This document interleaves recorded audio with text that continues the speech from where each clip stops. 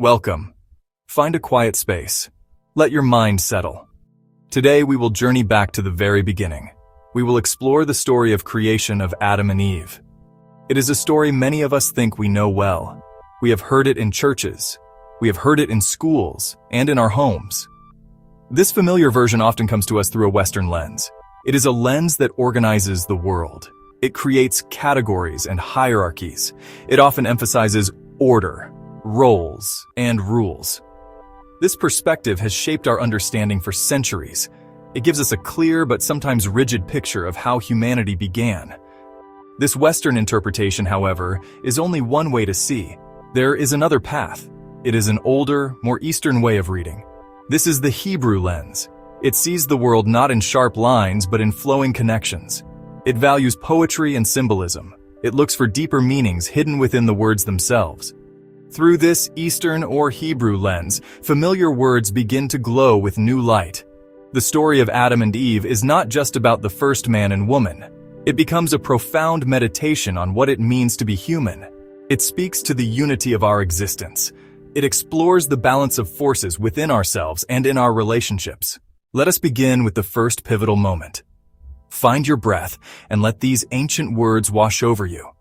Then God said, "Let us make man in our image, after our likeness, and let them have dominion over the fish of the sea, and over the birds of the heavens, and over the livestock, and over all the earth, and over every creeping thing that creeps on the earth." The familiar Western interpretation often focuses on the command. God, the singular king, issues a decree.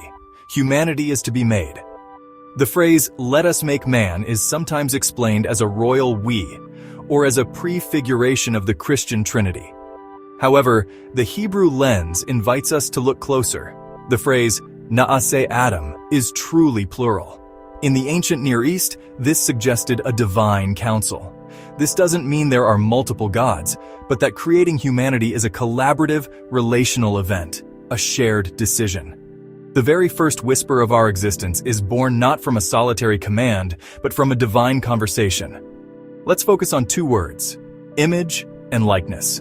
In Hebrew, tselem and demut. In the Western view, this is often seen as a static quality, our reason, our soul, a divine stamp that separates us from animals. But the Hebrew understanding of tselem is more active.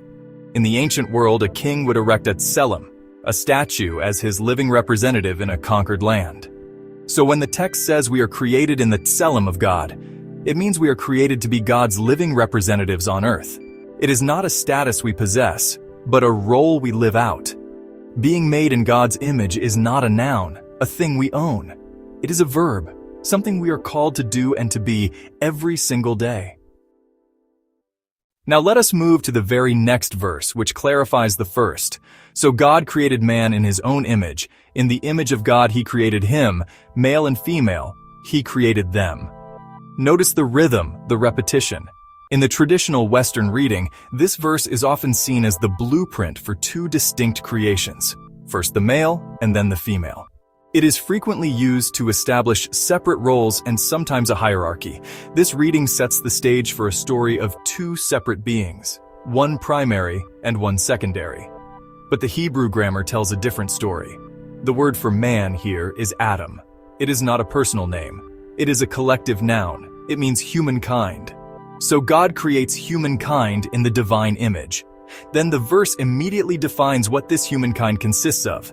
Male and female, he created them together. The divine image is not found exclusively in the male, nor exclusively in the female.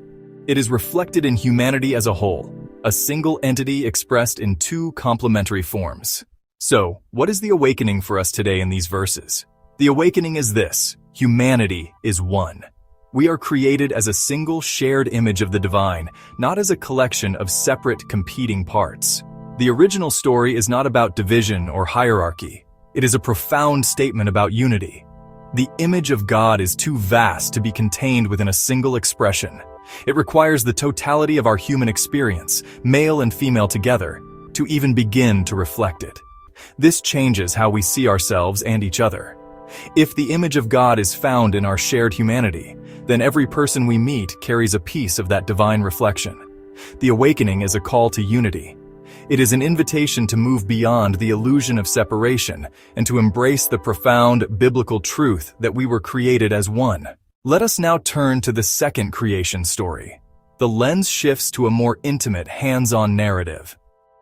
Then the Lord God formed the man of dust from the ground and breathed into his nostrils the breath of life. And the man became a living being.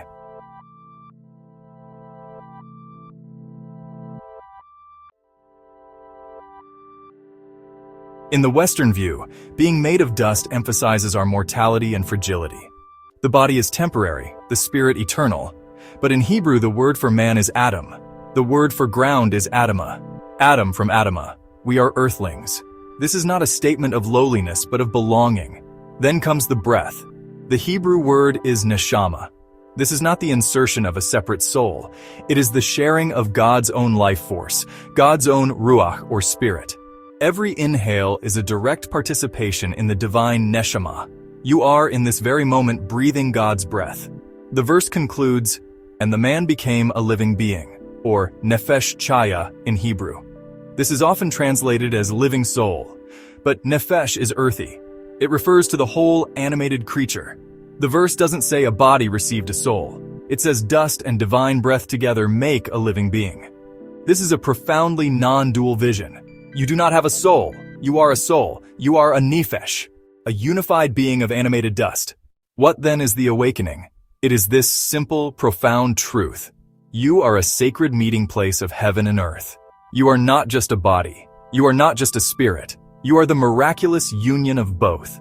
Your physical form connects you to this beautiful planet. It is your anchor. It is your home. It is holy.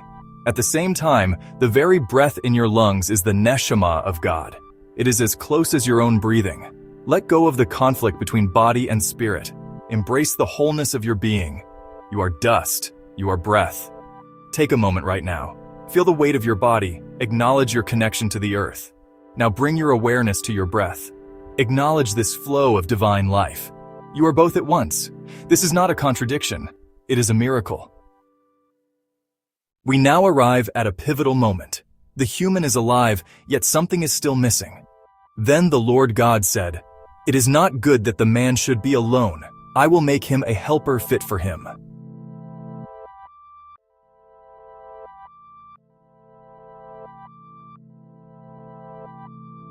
The traditional reading often focuses on the word helper, creating a sense of hierarchy. The woman is made to help the man with his tasks, to serve his needs. But the Hebrew perspective sees the problem as existential loneliness. The human is radically other than the animals. This aloneness is not good. Now let's look at the phrase, a helper fit for him. In Hebrew, ezer kenegdo. The word ezer appears 21 times in the Old Testament. Most often, it describes God. Ezer denotes a strong, powerful source of aid and rescue. It is not a subordinate, it is a powerful ally. The second word, kenegdo, means like him, yet standing opposite him. A mirror image, a counterpart who can stand face to face, eye to eye as an equal. Ezer kenegdo is not a subordinate helper. It is a powerful counterpart, a strength corresponding to him.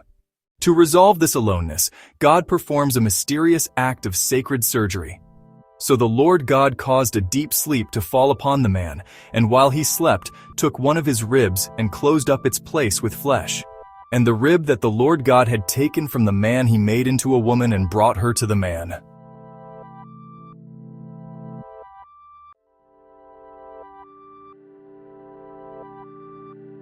The common interpretation is built on one word, tsela, translated for centuries as rib. This has been used to argue that the woman is derivative, secondary, a small part of the man. But what if rib is a mistranslation? The word tsela appears about 40 times in the Hebrew Bible. Outside of this story, it is never translated as rib. In every other instance, it refers to the side of something, the side of a building, the side of the Ark of the Covenant. It means a complete half of a whole structure. This understanding revolutionizes the story. God does not take a small bone. God takes his entire side. God divides the original unified atom into two corresponding halves. The imagery is of a single whole being separated into two perfectly matched equal and complementary parts. What is the awakening from this corrected reading? It is the beautiful and liberating truth of equality. The creation of woman from the tsela, the side, is not a story about hierarchy. It is a powerful poetic statement about partnership, balance, and equal standing. The woman is not a derivative of the man. She is his other half. She is taken from his side to stand by his side. This vision radically transforms our understanding. It is not a relationship of ruler and subject, but of two equal and essential partners who together form a complete whole. The man, upon seeing the woman, exclaims, "This at last is bone of my bones and flesh of my flesh."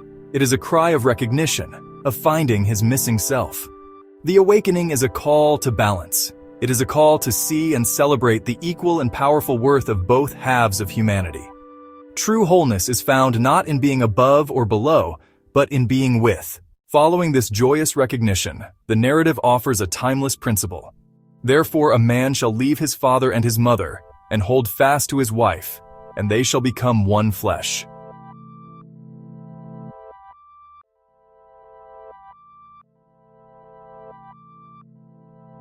The Western view sees this as the foundation for marriage, a social, legal, and procreative mandate.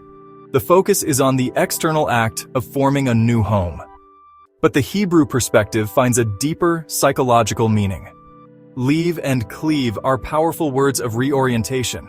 It is a movement from a received identity to a chosen one, a radical shift in one's center of gravity. This is far more than a social contract. And what of one flesh, basar echad?